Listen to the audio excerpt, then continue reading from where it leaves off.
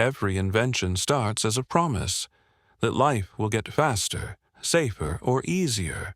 but a small number of inventors ended up as the first and last people their creation ever hurt. And in this video, we're going to go through every major case in about 8 minutes, starting with the most famous one. Thomas Midgley Jr., a chemist who is arguably the single most environmentally destructive human being who ever lived, because he invented tetraethyl lead,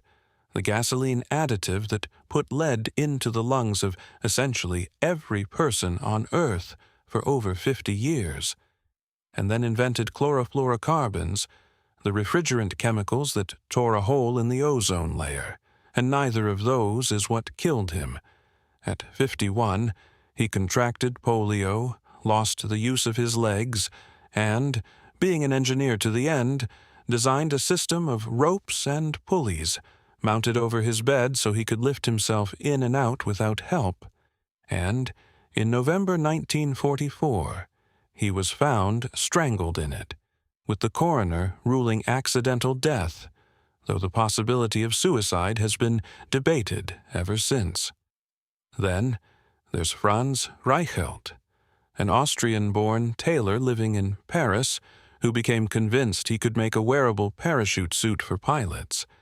And, after testing early versions on dummies with mixed results, he got permission to test from the first deck of the Eiffel Tower in February 1912, permission he had obtained by promising to use a dummy, and instead, in front of a crowd and a newsreel camera that still exists today, he hesitated for about 40 seconds at the railing, jumped, and the fabric never opened, and he hit the frozen ground so hard he left a depression in it. And before him there was William Bullock, who, in 1863, invented the Webb rotary printing press, the machine that made mass-produced newspapers possible and effectively created modern media. And 4 years later, while installing one of his own presses in Philadelphia, he tried to kick a driving belt onto a pulley, got his leg caught in the machinery, developed gangrene, and died on the operating table during the amputation. Then, Horace Hunley, a Confederate lawyer who financed and helped design the first submarine to ever sink an enemy warship, which was a genuine breakthrough, and also a death trap, because it sank twice during testing. And on the second occasion, in October 1863, Hunley was personally at the controls, and he and all 7 crew members drowned. And when the sub was finally recovered from Charleston Harbor in 2000, the bodies were still at their stations. And Otto Lilienthal, the German pioneer whose glider flights the Wright brothers openly studied, who made over 2,000 flights before stalling at about 50 feet in August 1896, breaking his spine, and dying the next day, reportedly saying that sacrifices must be made, a line that got carved onto his gravestone. And Valerian Abakovsky, a 25-year-old Latvian engineer in Soviet Russia who built the Aerowagon, a high-speed rail car powered by an aircraft engine and a giant propeller, which worked beautifully on the trip from Moscow to Tula, and then derailed on the way back in July 1921, killing Abakovsky and 6 others, including a senior Bolshevik official, and Henry Smolinski, an aeronautical engineer who in 1973 decided the flying car was finally solvable. So he bolted the rear half of a Cessna Skymaster onto a Ford Pinto, called it the Ave Mizar, and during a test flight, a wing strut failed. The wing folded, and he and his pilot were killed.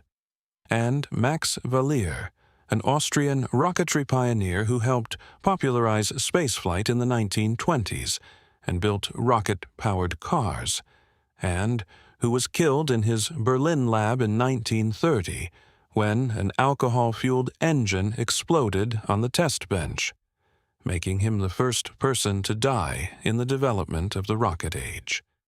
And Cowper Coles, a Royal Navy captain who invented the rotating gun turret, a design so good that every warship on Earth still uses the concept, but who insisted on a low freeboard ship to carry it, overrode the objections of the Admiralty's own naval architects through public and political pressure, and then sailed on HMS Captain's trials in September 1870, when a squall rolled the ship over off Cape Finisterre, drowning Coles along with roughly 480 men, and Jean-François Pilatre de Rozier,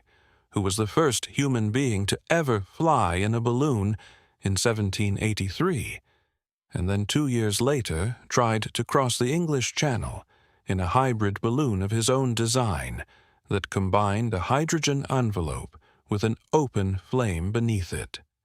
a combination that is exactly as bad an idea as it sounds,